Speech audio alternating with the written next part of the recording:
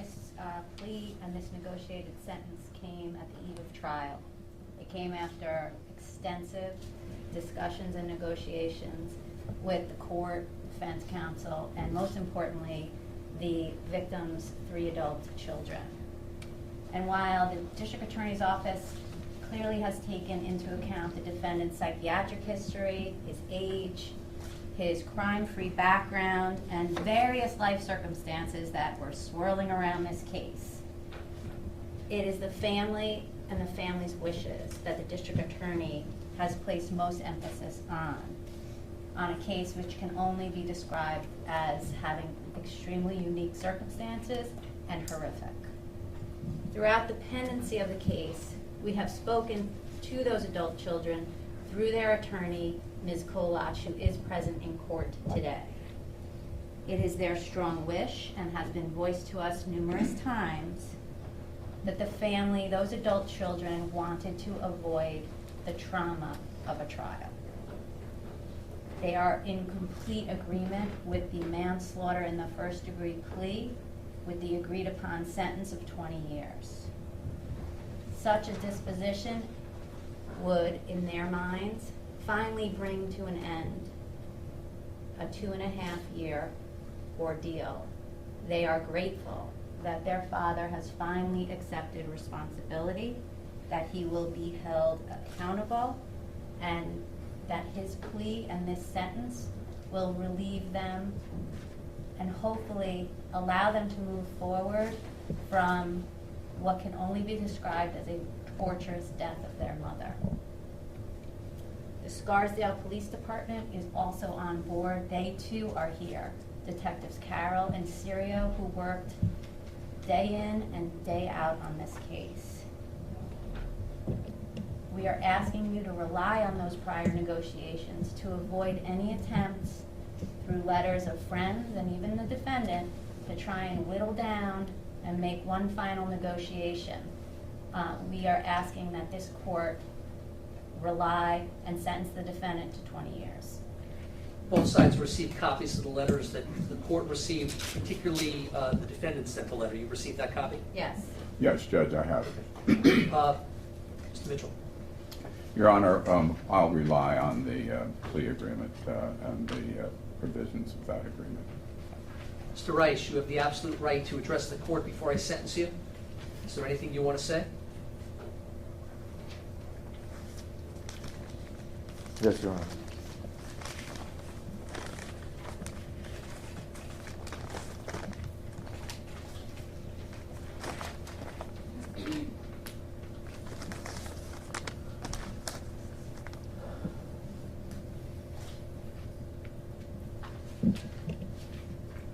As Your Honor knows, I wrote a letter to the court to try to express my profound remorse.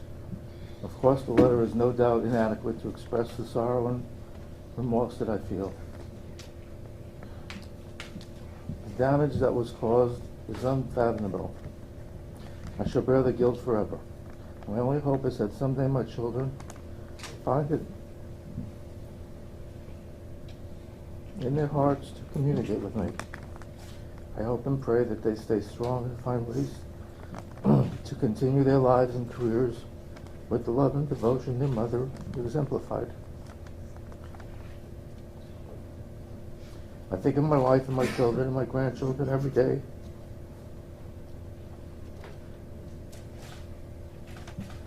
This horrific event has impacted extended family, relatives, and friends, and I express my deepest sorrow and remorse to them as well.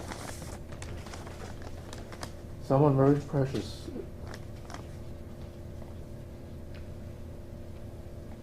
has been taken away.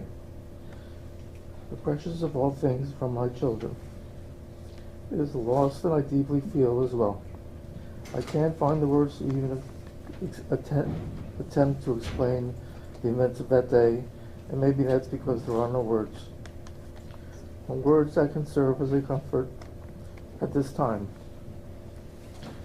That is for powers greater than me.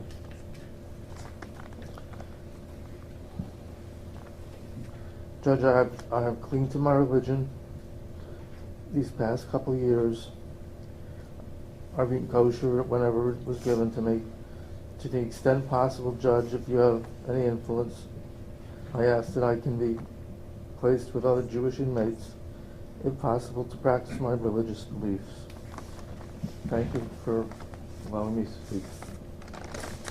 Well, to the extent it's an application with regard to the housing, I have no authority to order housing at a particular facility or with particular inmates.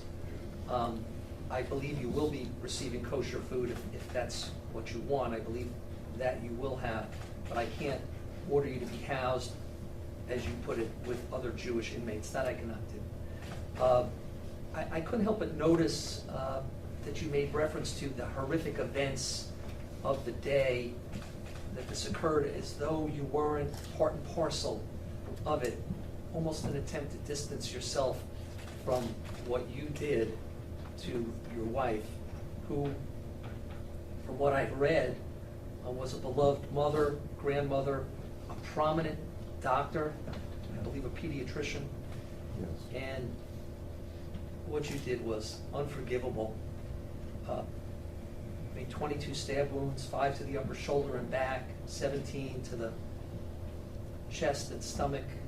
Defensive wounds, I should note, on virtually all of her fingers, indicating that she was either trying to fend off blows or grabbing at the knife to protect herself. Of course, you know that your legacy for all time will be what you've done. Your legacy for your children, for your grandchildren, and for your unborn grandchildren in generations to come. Whatever good you've done in life will be eclipsed by what you did to your wife. You'll always be known for that. With that said, it's the sentence of the court upon your conviction of manslaughter in the first degree that you served 20 years in state prison, followed by 5 years post-release supervision. This orders of protection for various family members, no contact with them, no letters of apology, Got one going downstairs. no contact at all. If you violate the orders of protection, you can be charged with contempt. This is a $300 surcharge, $25 crime victim fee, $50 DNA fee. That's the sentence of the court. You've got 30 days to appeal to the Appellate Division, 2nd Department. If you cannot afford an attorney, one will be assigned to you free of charge to perfect the appeal. Counsel, will you handle the notice of appeal? If he files an appeal, I'll handle the notice, Your Honor. Okay. Anything I overlooked? Judge, I believe it was 20 years state prison and 5 years post-release. 20 years state prison, followed by 5 years post-release supervision, the surcharges, and the orders of protection. You're now remanded to the custody of the Department of Corrections to serve this lawful sentence. Please step out.